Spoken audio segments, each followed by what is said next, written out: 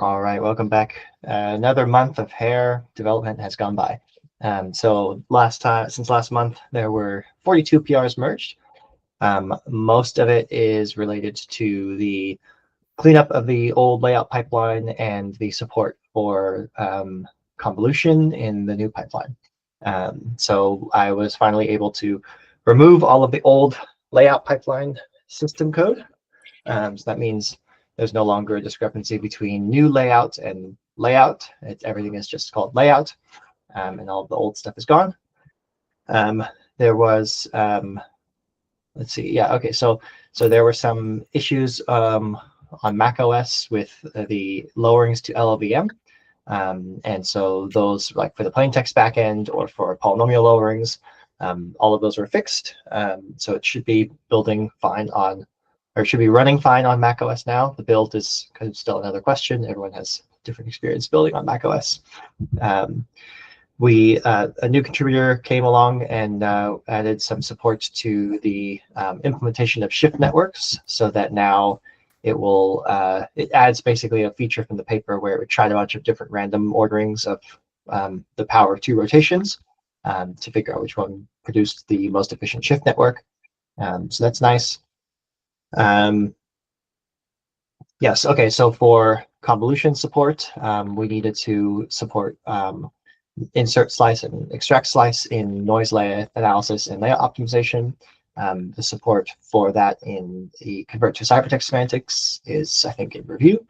But this is basically so that if you have some packed ciphertexts and you would like to extract a slice from your data tensor, it will figure out how that corresponds to a basically a shift network of the packed slots to get them into a new slice. Okay, I don't remember why I did this. I made all of the BGP and CKKS ops element-wise mappables, so you can apply them to tensors. And then there's a new interface that I added, which was something that we had issues with upstream because they don't support it, where basically you want to have a function that is element-wise mappable across just some subset of the operands. So you might have like a key switching operation where the key switching key is the same, but you have like 10 ciphertexts you'd like to key switch at the same time. So that was unsupported by the element-wise interface. So I made a new one called that will basically state which operands the element-wise mapping should go over. Then, okay, so there's a bunch of work that Asa was doing on 2D convolution support.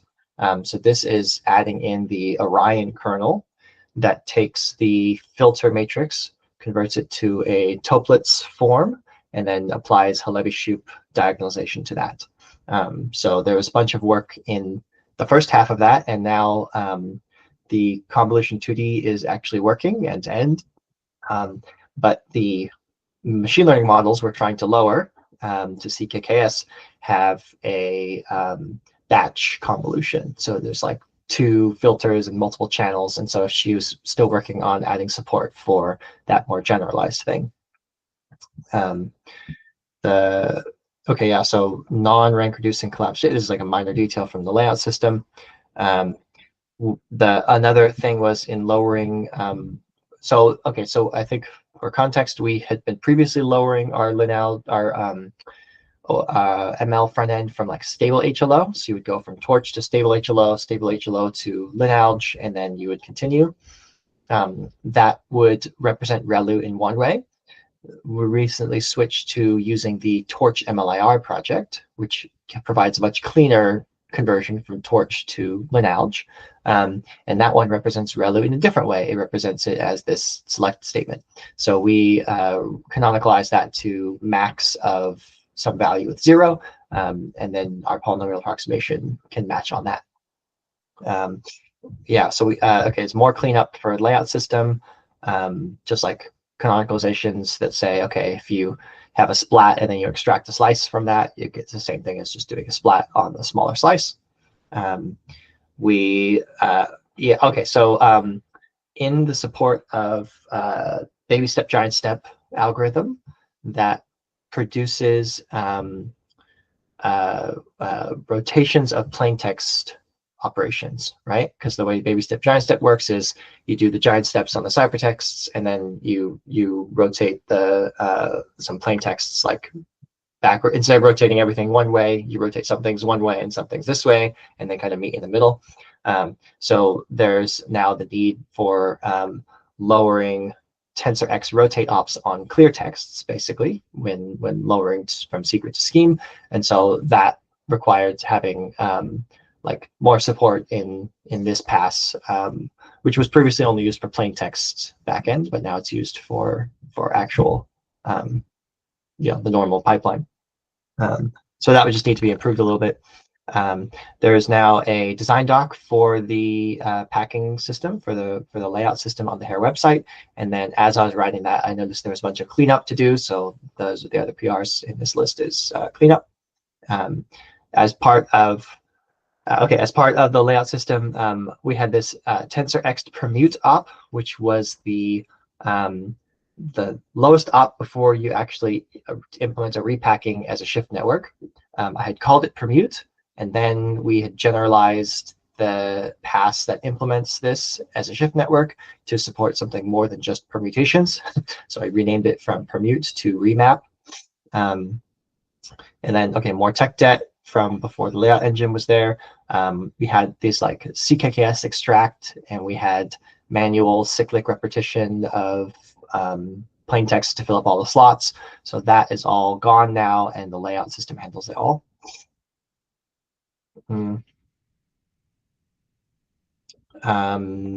This, I don't remember why I did this, but I think there was some cleanup needed in between some passes. So one of the big problems that we've had in HEIR is that we don't have loop support.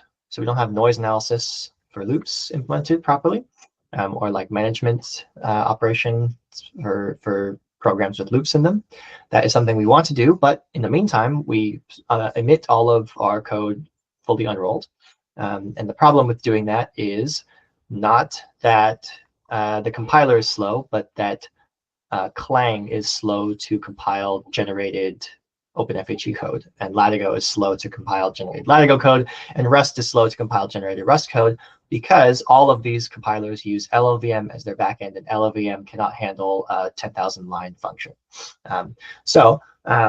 As a result of this, we wanted to actually run these huge programs in OpenFHE, and so I added an interpreter that will take OpenFHE dialect, link statically against OpenFHE, and then call these OpenFHE functions. 1 second.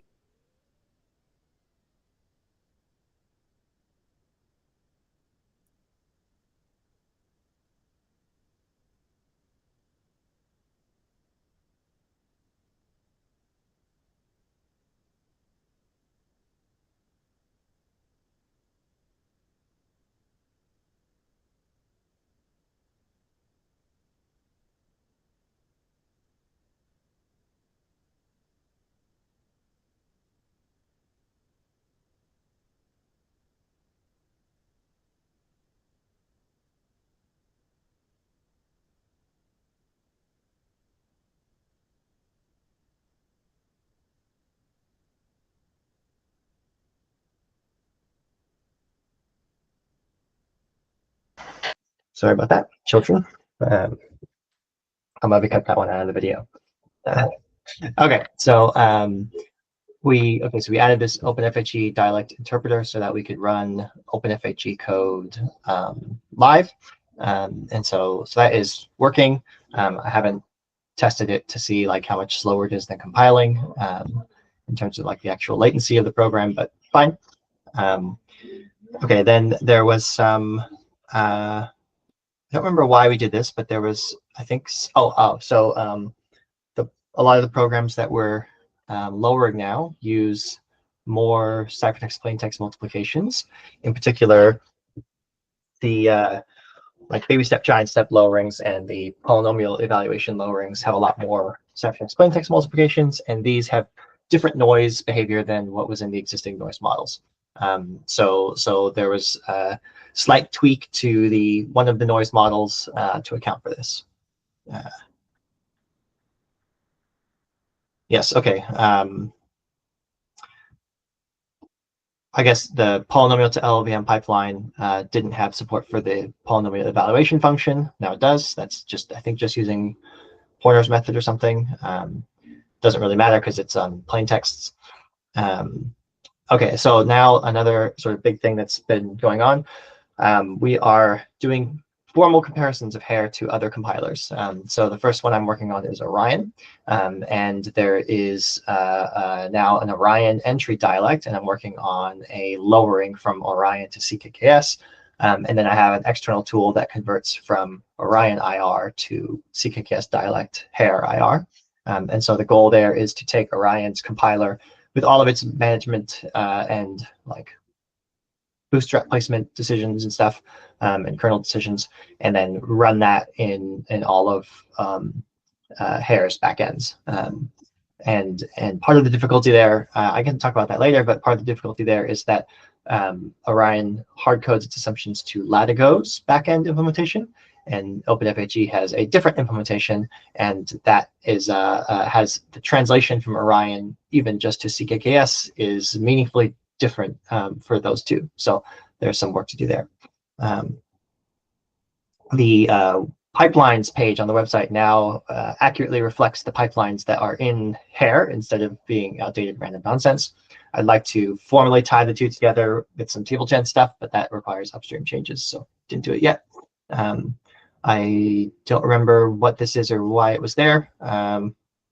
I think this might have been a bug fix in preparation for removing memref from the CGI pipeline, which is a big PR that's been sitting around for a while that we haven't yet got in.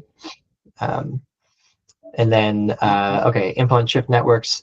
It produces, when you do implement shift networks, there's a bunch of masking of subsets of ciphertexts and then rotating and then adding things together. Some of those end up not being used, or rather not being rotated at all. So like sometimes you'll mask just to fix something in place, and then rotate the other half of it. That produces some situations where you're like applying the same mask twice, or applying two masks that have an intersection onto the same ciphertext. And so I added a pass that will basically look for any time when you're doing one hot mask twice to the same ciphertext, and then it will compute the intersection of the masks and just do a single mask on that one. So this is basically cleanup for some of the lack of smarts in that pass that precedes it. But they're generally applicable canonicalizations. Okay, and then yeah, we tested convolution in isolation, and like N10 test actually runs correctly. Okay. Whew, there's a lot of kind of big changes happening. Let me move on to the in-progress PRs. So we started, these are, I think, in order from most recent to least recent. I started adding the bicyclic matrix multiplication kernel to the pipeline, which is pretty straightforward, but the caveat is that the axis sizes of the matrices need to all be co-prime. So I'm going to need to do some zero padding of the input data in order to match that specification. I'm trying to figure out if I can just do that in the layout system alone, and virtualize it in the padding, but we'll see.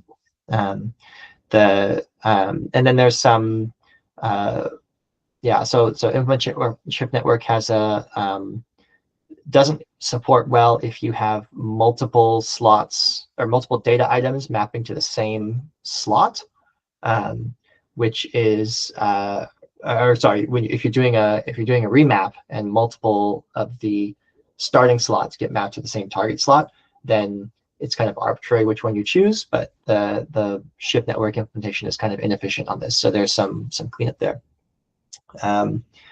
Okay, yeah, extract, this is more convolution stuff, extract slice in layout propagation. We had a new contributor who wanted to add a more formal cost model for layout optimization. Right now, we only have one kernel per op, so the cost of the kernel, it doesn't matter because there's no alternative choice. But this contributor went ahead and added a cost model so that it will be in place when we start adding more kernels per op, and they can actually select between the two. I have a PR to lower Orion dialect to CKKS dialect that I can talk about more later if we're interested. There was talk about removing HECO from the HECO optimizations from the pipeline, which we can't do yet because we have lots of unit tests that still operate in the like I'm just a well-structured loop that is extracting scalars and in doing some computation and inserting them back into the ciphertext, and HECO's optimizations are the only thing that can handle those well. I currently do loop unrolling, which is not cool for the programs we want to do. So we need to have a version of the same transformation that's like loop optimization on affine maps rather than just loop unrolled. Right, or we need proper loop support on just in like the noise analysis system, right? Like yeah, I think we probably need both. Actually, we probably want both, right? Like because yeah, I mean, what's happening here is that when we try to run, if we unroll and try to run our normal layout system, it will look at those scalar extracts and scalar inserts and just do a bunch of one-hot masking and rotating, and so it doesn't optimize that at all. So yeah, I mean, I guess having both. Yeah, so maybe this PR will be closed. Yeah, I think also because for some weird reason it's opened by me and I don't remember opening it. But it's also opened by me with the wrong email, and so the CLA system freaked out, and I have no idea how that happened. I don't know either because I pushed that PR, so I don't know, and I didn't do anything. And it comes from your fork and not from my fork, so it's very weird bug in GitHub. I don't know. I'm confused, but anyway. Okay, and then all of our debug, like the debug helpers in our tests that allow you to like decrypt and compute the noise after each step of the program. I wanted to put those all into like isolated libraries because there's like one for each test that uses them, and they're all kind of the same. But there were some linking issues, and I haven't figured out what the problem is yet. Okay, notable new issues. There were a couple of new papers about matrix multiplication. So one is a special paper about sparse multiplication. One is about using non-standard rotations. This was actually the FHE.org talk last week that I went to, so it was pretty interesting. We still don't have, I think we don't have a backend that can do these rotations, but maybe HELib is the one that can do it. But yeah, so okay, it's interesting, but we can't use it yet. Okay, I don't know what that is. I mean, I know what that is. It's something to do with the layout system, but I don't remember why I opened the issue. Maybe it's not notable and I can do that. So yeah, okay, so I finally opened an issue that was like, okay, we should just like properly support loop structures overall, because I realized there was no issue for it. And then I have a couple of issues around comparing with other compilers where I sort of describe what I want to do. Then, okay, there was a nice math problem that showed up. When I talked about that, like you have multiple, you're doing a implement shift network and you're remapping slots into other slots in the same set of ciphertexts. If you have multiple sources that map to the same target slot, then if you don't do anything, then it will create like a big conflict graph because you'll have lots of slots that are overlapping with other slots, even though some of those never need to be used. So there's like a little graph problem I put in a comment here that says, okay, if we can solve this graph problem, that's just like a pure graph problem, then we can reduce the number of conflicts that show up here. And I think we have like an initial thing that's just some heuristic about like, if there's a conflict, pick the source that is closest to its target slot. But yeah, I just thought there was a cool little graph problem in there. Someone wants to take a poke at it. And then, oh yeah, so this was the cost model that we added above for the layout optimization was just counting rotations. And so we wanted another cost model or improve that cost model to support the knowledge of multiplicative depth and have some way to trade off between the two. And then because we have this cost model in there now that lets you pick between different kernels, we don't yet have a test where that is meaningful because we don't have a second kernel for any ops. So eventually we want to have a test that says, okay, if you have two kernel options for one IR, then based on what the IR looks like around it, it should be choosing one kernel versus the other, and we should like basically make sure that the cost model is meaningful. Okay, so that is my whole spiel. We can open the floor now to topics, but I wanted to add that we've had lots of new contributors this month. So lots of people not only just like randomly submitting PRs, that like strangers randomly submitting PRs, but also people reaching out to me privately. I think I had like 4 or 5 different people reach out to me privately, new PhD students or just new contributors who are interested in getting involved. So yay, I'm happy about that. Um, and then a lot of the work has been on convolution support and batch convolution support. I feel like the end is in sight for this, and we are getting close to being able to support like a full convolutional neural network, at least in the compiler. Um, what's that? Oh, sorry, Who did that that? was me copy pasting. I don't think that should have been in the bullet point, but I think actually the website seems to be down. But this is Shruti's benchmarking thing since she already dropped. Oh no, it's down. Well, that's not good. Yeah. Yeah. Well, hopefully, Shruti, but if somebody watches the video, it will be up again. yes. Shruti's benchmarking thing, it's very cool actually. I've seen a lot of the details about how it works, but one of the things that we wanted to do with HEIR is have a pass or like an export layer that you can run for HEIR that will take a program and generate all of the stuff that basically generate the full PR that you need to commit to the benchmarking repo so that you can get, you know, some, like if you have some neural network or something and you want to have a benchmark, like put it into the benchmarking system, then HEIR can make that easy. But we haven't done any work towards that. Um, yeah, and then I've been working a bit on this Orion comparison. I don't know if anyone cares to hear about the details of that, but it's a little messy. Yeah. I think also, yeah, Shruti and I were at the MLIR developer meeting this week, and maybe a quick report out.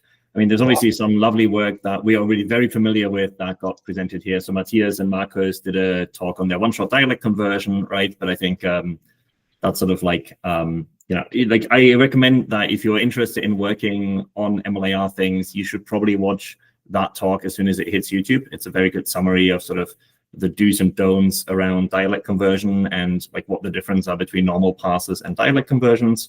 And then the other one that I think is really irrelevant for us, more on a conceptual level, is that Alex Zinenko gave a talk that what he called normal forms for MLIR. And it's basically, we already have this pass that is just a verification that, for example, I think we do a check that if we're running the CKKS pipeline, there's a pass that just checks that all the types are floating types in the like secret operations, right? And so this idea, I like sort of like generalize into the idea of instead of having a canonical form, which MLIR doesn't really have, despite having a canonicalized pass, you should have many, many different normal forms that are given a name and essentially a verifier implementation. And then you can define as pre and post conditions of parsers the normal form that they achieve, which would be like a module or function level attribute. And so he sketched out like what that might look like, and then an upstream eventually there might be things like a normal form registry where you can actually sort of dynamically query, hey, I'm in this form, give me a like pass pipeline that gets me into this form, but which I think will be very cool. But even before we have any of the upstream support, I really like this conceptual idea, and I think it will be great to add basically more of these like purely verification passes. That just go through the IR and say, oh, that's not something we're currently supporting, right? And I think that would also make our error messages somewhat better, because right now, if you run into something the compiler intentionally doesn't support, it's very hard to differentiate that from something the compiler doesn't support because we haven't gotten around to implementing it yet, right? In both cases, you get a could not apply lowering, fail to lower, or like some illegal op thing. Like you tend to get these kind of like somewhat obscure error messages. And so this can help us sort of be, hey, sorry, this IR is intentionally not supported at this point in the pipeline. And I think it's not that difficult to specify them, but it would be really good to actually sit down, for example, to define, hey, for like our high-level input IR, what do we actually want to support eventually, right? Like what kind of loops, what kind of nesting, what kind of multifunction things, and then give error messages for the things that we do not plan to support. Yeah, so again, I highly recommend watching that when it drops on YouTube on the LLVM channel. I think the other talk that was really interesting to us was from the NVIDIA folks that presented their Cutlass Python DSL infrastructure. So the actual thing here is some machine learning GPU tiling thing. But it turns out this is an open source project, and they have a very elegant way of doing a Python to MLIR front end, where they do a combination of both actually passing the AST, but actually also letting you run Python. And so it's a very clever design where they basically pre-process the AST, replacing all the control flow with custom annotated functions that emulate being an if-else, emulate being a for loop, so that they're traceable by the system because they're decorated. And then they give this like modified, better traceable AST back to the Python interpreter, and they let you run what they call constant expressions. Basically, you can then just run anything that you don't want to be like traced into the compiler. You can just have it run in the Python interpreter. So if you have some, let's say, some metadata library that like pre-processes metadata for you, right? You don't need to have this entirely dumped into the compiler IR. You can just have it spit out the actual constant you want. Or you can call, let's say, you can have, let's say, verification code or something that just continues to use normal Python libraries. And so turns out that most of the people in that team are actually based in Zurich. So week after next, when I'm back, I will be meeting with them for lunch, and we'll have a discussion about how interested they are in like making this a real open source project, rather than just, like they're already using this internally for a bunch of different DSLs beyond the like cute DSL that comes with Cutlass. But the question now is, are they interested in, accepting external contributions, for example, if we find that we need some more support? And so, yeah, I think this is very interesting. And given that we have been running against the like limits of what our number-based front end can do, I think switching to something that's a bit more, that's a bit closer to what we actually want to do, right? Because number is basically like a MLIR style JIT for Python, but it doesn't really want to be MLIR. It goes to LLVM very quickly. And this is much more high level and much more an actual DSL. Yeah. So I think that's the most relevant things. Maybe Shruti, now that you've rejoined, maybe you disagree and there's something else that we should report on. I don't disagree. I agree with all of the things that you said, but I thought the MLIR crash reproducers was a nice talk. Yes. You give like one MLIR, I think it was called MLIR crash reproduce, and then it would, if you give it a huge pipeline, they would find the exact IR that reproduces your crash and just the exact pass, and then it will have like a local one and a global crash reproducer. Yes. That was good. I thought that was really good. Yeah, and we can also, like, apart from using this manually when you're debugging things as a developer, we can also actually enable this globally as part of like the binaries we ship, and then write some code around it so that people can actually send us a crash reproducer on the GitHub issue. I'm not sure if that's currently something that a lot of people are seeing. I think there's more people contributing to HEIR than people using HEIR, which is, so I'm not entirely sure if it's worth doing that right now, but there is a lot of nice infrastructure, and you can then throw MLIR reduce at it to try and get a smaller well, MLIR reduce doesn't work, so yeah. But and this is like one of the things I said is that basically like you probably need to add a whole bunch of custom reducers to MLIR reduce to get something useful. I mean, it doesn't even work on the reducers it supports right now. It just crashes on like any IR. So I actually tried writing like a documentation page for how to use it, because the documentation page for it right now sucks. And so I was like, okay, like give me one input output example that works, and I couldn't find a single one that worked. So it's yeah, quite best effort. The other one I thought was important, interesting, was this. What was it called? Schedules. I forget what it was. It will allow you to like experiment with a bunch of your passes in your pipeline. Sort of pipelines, you use something called schedules. I don't know. I think I was doing it too. That was at the workshop, wasn't it? Yeah. So I don't have I don't have my program, but yes, it was basically a pipeline dialect. Yeah. A dialect for pipelines, which was really interesting. I don't remember if that's like just an experiment or whether it's actually going to hit upstream soon, but we should keep an eye out for that. Wait, so like IRDL or? Well, no, because IRDL lets you define ops, right? This is a dialect for defining pipelines of passes, I think, and then you can. Right, but that would have to have ops. It's an MLR dialect, so it's got to have ops and types, right? Like it's just. So like no, like sorry, the pipeline, like like a pipeline, as in like do these 5 passes in sequence. right, I know, but I'm saying like are they able to do this in IRDL, like to find that dialect in IRDL, or is it table gen?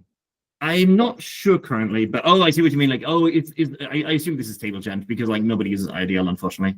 I see what you mean. No, the dialect I think is unfortunately table gen, but again, like I'm not even sure how much of this has actually been implemented versus how much this was just a pitch for doing this eventually. Because I wanted to do this, and I had started actually writing a table gen based thing where it was just like the pass definition in table gen, but it's pipeline definition in table gen, and it would pull in table gen passes and stuff. But it wasn't a dialect; it was just random table gen infrastructure.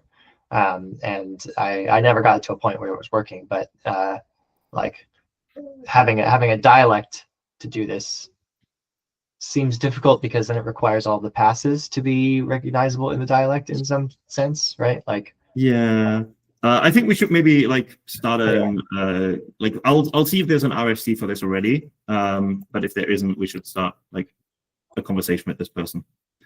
Let me find the name actually. Okay. I'm sad that I missed it.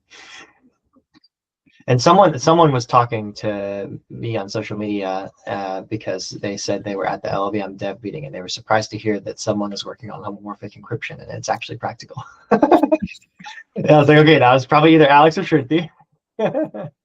Yeah, I've been telling a lot of people that their iPhone does FHE and they don't even realize it. Okay, yeah. Yeah. Actually, I've also told this to a bunch of crypto people at U of T. So it's. I think a lot of people are surprised by how practical FHE is still. So we have, as a community, have a lot of work to do. And remember, Alex, there was one, I forget which talk was that, where they were like talking about trade-offs between, extensibility versus speed, and then HEIR was it became one of the main. Oh yeah. So that was from Tobias. That was a student of Tobias Grosser, and so obviously they love including HEIR as an example, which is always lovely. Yeah. Also, that actually reminds me, that's the other topic, which is you might be interested. I guess maybe the folks here are more industry, but if you're watching this on YouTube and you're in academia, the Amazon Research Awards grant proposal window is currently open and until November 12th. And these are, I thought I posted it to the Google Doc, but it's not. Oh, there we go.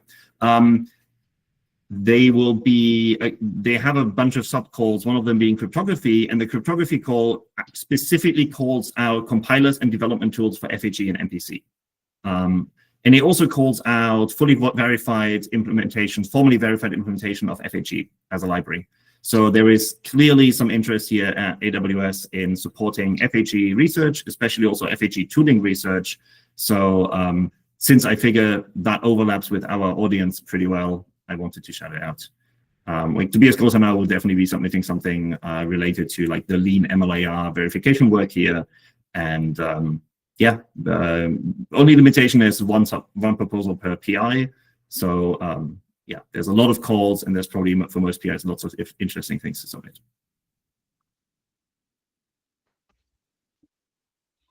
It's about 100K for a year.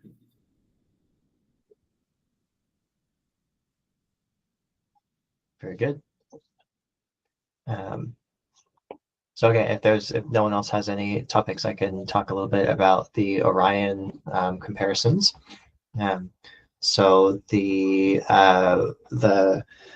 so we're able to basically run the Orion compiler and take the generated IR from Orion and output CKKS or output Orion dialect. And now the big difficulty here is that Orion doesn't implement the Halevi-Shoup kernel or Chebyshev evaluation. So they produce a polynomial approximation with Chebyshev coefficients, and then they just call they have like an eval op that doesn't actually evaluate it. Or they don't implement the evaluation as a circuit, and then the like linear transform step, they compute the diagonal packing, but they don't compute the actual kernel to like the baby step, giant step optimizations. They defer those both to the back end. And they hard code assumptions to the Latigo backend. And the main thing that the Latigo backend does that I've noticed is different from what OpenFHE does is that Latigo handles ciphertext plaintext multiplication ops differently. So but they do some kind of it's almost like a lazy rescaling. So OpenFHE will rescale after a ciphertext plaintext multiplication to get you back down to the normal scale, and it will cost a level. The Latigo implementation, what they will do is they will, so in the implementation of like a Chebyshev evaluation, there's like a baby step and a giant step. The giant steps are all ciphertext multiplications. The baby steps are a linear combination of ciphertext plaintext multiplications. And since that is like depth 1, what they will do is they will basically rescale one level up for like the accumulator that they're adding things to, and they will rescale up in a specific way, picking the current modulus as the scaling factor, so that at the end of the linear combination, when they rescale back down, it's just dropping one limb. So they're able to evaluate all of the baby steps in the Chebyshev evaluation with a single cost of a single level. Whereas in OpenFHE, this ciphertext plaintext multiplication depth is like 3, and so it will cost 3 levels. So the result is that when I lower Orion to CKKS using our infrastructure, and if I insert eager rescaling, like OpenFHE style, then I actually run out of levels and I have to bootstrap in the middle of the Chebyshev evaluation if I want to keep going.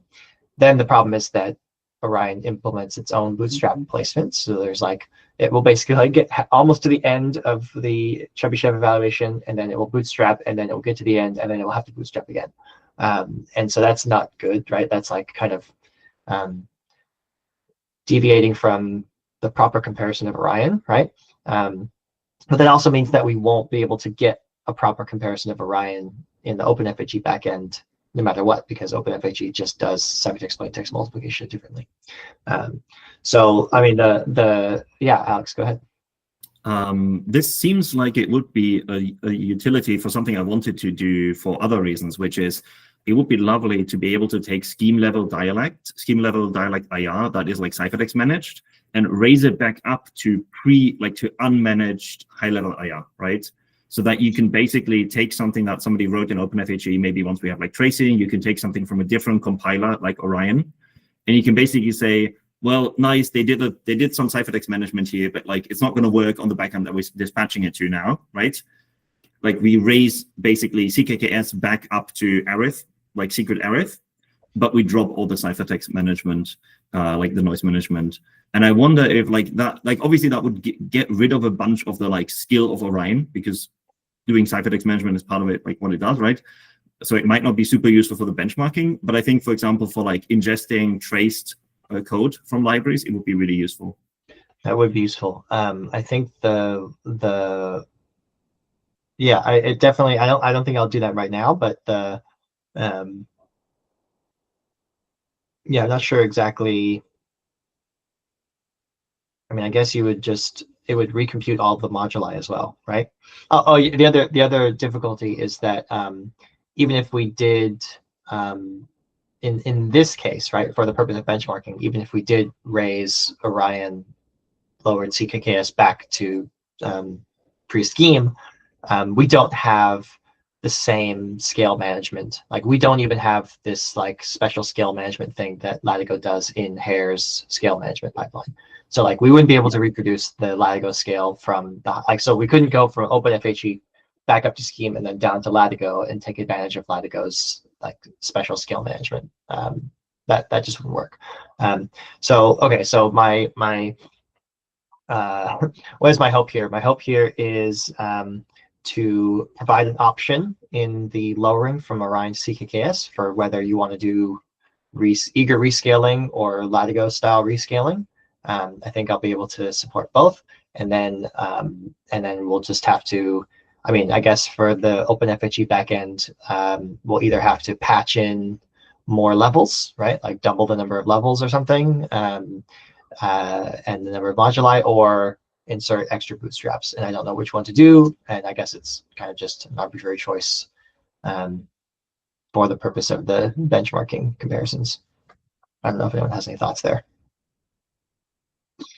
Jeremy, what happens if we just use like the auto rescale in OpenFHE like across the board? Right, that's what we could do.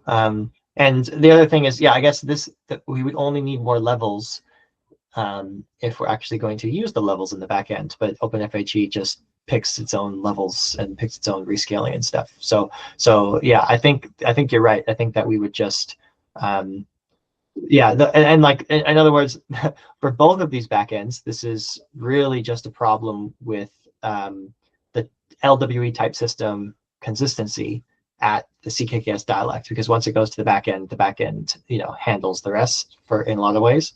And so like once we go to OpenFHE, it doesn't even use our parameters anymore. It picks its own parameters. So we can basically, for OpenFHE, I guess we fudge it somehow. And then let OpenFHE handle it. Yeah, Alex? Sorry to go off on another tangent here, but because I'm currently in the progress of upstreaming something to OpenFHE, could we just, I think we had a discussion, or you had a discussion with them already about like making a more compiler-friendly API that doesn't, that actually accepts these moduli. Like, did you get anywhere with that? Because I think it doesn't sound like it would be very complicated to add that based on my experience with OpenFHE so far. I mean, I haven't had any further discussions on that. So yeah, I don't think we can get it into 1.5, but we can probably get it into like whatever version is after 1.5. So that they're iterating quite quickly right now. Yeah, yeah. I think that there's. I mean, even if we could get our parameters chosen into OpenFHE, that still doesn't solve. Like, then still, what do we do, right? Do we add extra bootstrap, or do we recompute parameters? I don't know. Yeah, recomputing parameters also seems a little difficult at the CKKS level, but maybe there's like a workaround I can think of. Anyway, so that's what's going on with the Ryan comparisons. So I still don't have any like latency numbers. So hopefully I'll get that in the next week or so. And then I think the plan is to move on to Halo, I think is the next one we want to do, and write like a Halo converter. And then I know Edward's Rotom paper he wants to have as like a part of the comparisons as well. And I suspect, I'm hoping that the Halo one is going to be a better situation, because there is no Chebyshev approximation like operation that they have. They will lower straight to add smalls, rotates, mod switch, relins, and bootstraps. Yes. So I mean, I guess there may still be an issue with scale management if they are they doing CKKS or yeah. So there might be a scale management issue if they're using, because they use like Seal or something. It's Heian and Seal. Heian and Seal, yeah. So I mean, I have no idea what those two libraries do. I think and we might run into the same problem, but yeah, I do have like some outputs of them, but I think they're fairly explicit with the operations. Okay. Hopefully that would be easier. And then I guess Felipe was one that we thought we might try. But okay. Oh yeah, I'll send you. Actually, I actually have the ResNet MLAR in CKKS for the Halo to Capo stuff. Yeah, and I think, I mean, maybe 3 would be enough. I don't know. Like we only have until February 2nd, and I want to like make sure that we can get like, stretch goal is to get some novel packing optimization in there as well. But yeah, in the meantime, that's like my main focus is just getting comparisons, and so that we can have some evaluation section for the paper. Yeah. Different topic, which is looking at my emails. I still have the email with Eric sitting there. Lowering scheme to LLVM. So just to give people a quick update, we've had some meetings with people and like try to work on lowering specifically CKKS key switching all the way to our polynomial mod arith dialects, which then have lowerings to arith and therefore LLVM dialect and can be run, on whatever LLVM backend you wish. I don't think we did anything this month on it, but we did have a discussion with Eric on how to proceed. And I think the question is like, are we just postponing this until after the paper, or are we continuing to work on this? That's a good question. I mean, it's me, right? I'm the only one who's. Well, I'm happy to take over as well once I'm back, but I think it's there are also lots of unsolved questions on like to what extent is this the right approach to do it, right? So we should definitely have a meeting with Eric to discuss at least that. But yeah. Yeah, I mean, I think that getting some lowering in is the right way to go. even if it's not perfect, and then iterate from there. But yeah, so yeah, and I guess like I think the other thing that is we still don't have like a concrete reference implementation. Yes, that's a really good So point. if we had one, even if it's not very efficient, but like representing the operations that need to be done in Python, that would help a lot. Like a month ago, I was like, okay, now I understand all the details, so I can do it when I sit down to do it, and then I never sat down to do it, so now I've probably forgotten half the details. So having that reference implementation that I can step through, I think would really help. But like the particular key switching method that Eric is referring to is like well known, but I don't know of another place that has it. I mean, maybe I should just like troll Latigo and OpenFHE implementation to figure that out. But yeah, and I mean, I know how they're implemented in OpenFHE, and it's not like very nice. It's like not very referencey, right? It's very much lots of layers of indirection, lots of magic memory management that gets in the way of the actual algorithm. Yeah. Okay. Well, if anyone has any pointers, please send them to me. And then we still. Oh, I guess that's the other thing that I wanted to do before the paper is get a GPU backend, and I haven't had time to work on that at all. I'm going back to Toronto for Monday, and I have meetings with a bunch of students that want to work on this. So that are working on improving either Phantom FHE or FlightSlip, one of the two open source GPU backends that we know. And I told them that I think from our perspective, we can give them like a scheme level API output. Plus, the thing that all of these want is like they want map molds to be preserved, right? Because they usually have their own map mold kernel that's like GPU specific. And so I think the thing we would need to change is to basically have a lowering that doesn't try to lower lineage.matmol ourselves. And we need to have like a sort of dummy kernel, I guess, that represents the packing requirements of the GPU backend, and then just lowers it to like GPU.matmol or something, right? So that they can consume it. So I think that would be like understand what the packing requirement of the backend even looks like. Like yeah, like this depends on what the library does, right? Yeah. But it's like they usually implement one of the like mainstream matmol algorithms from the literature. So I think once we sort of, I guess like as we add more different matmol kernels to HEIR, we will sort of then have the like logic to deal with that, right?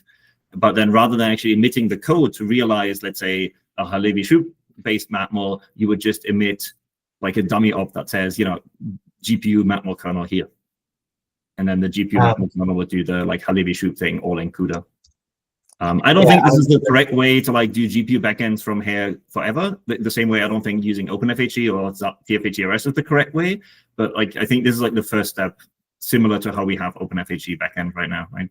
Yeah, well, what they do in like other MLIR stuff is they have like a intrinsic as a name that they will add to the matmol op, and then I think one thing that they might do is they might have a function call that they insert for the kernel if that primitive is not supported, and then they will inline that function call. So what we could do is we could have the Halevi-Shoup matmol be a separate function call, and then have the call op be annotated with an attribute that says like, okay, here's the primitive for this backend, whatever. So that would be one way to keep both in the pipeline at the same time. But we could also just like not lower it at all and leave it as a matmol with or I guess we couldn't leave it as a matmol. We'd need a new op. Yeah, I think that's like the hackier approach. Yeah. But since we don't really support like analyzing through calls and functions at the moment, which we should eventually at some point, but like right now we don't really have support for like handling calls and funcs. So I think that's why I was suggesting just add a like dummy op, like we can just have like ckks.gpu matmol or something, right?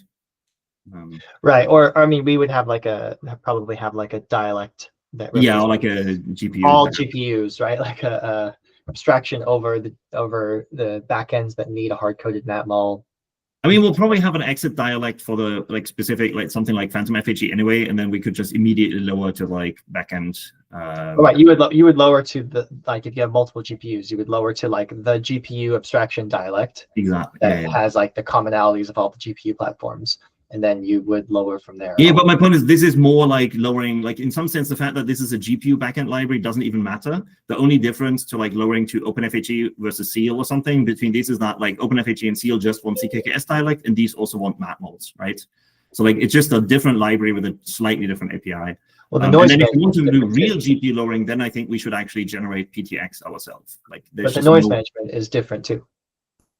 Most of these, I think, yeah, they would like, but no more different than between Latigo and OpenFHE, right? Right, but we have like special cases in our noise Yeah, yeah, yeah. management that says, okay, do noise analysis for OpenFHE style, Yeah, do it exactly. for Latigo style. So that's like non-trivial difference between the two, and just having a No, but it's basically like adding another CPU backend, except that it also needs this special handling for matmul. Mhm. Does that make sense? Mhm. Yeah.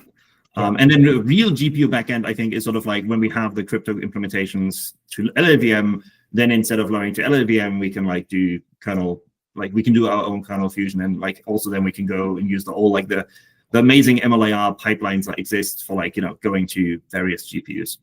But yeah, like right now, I think this is the only thing we can support in time for the paper. Okay, good to know.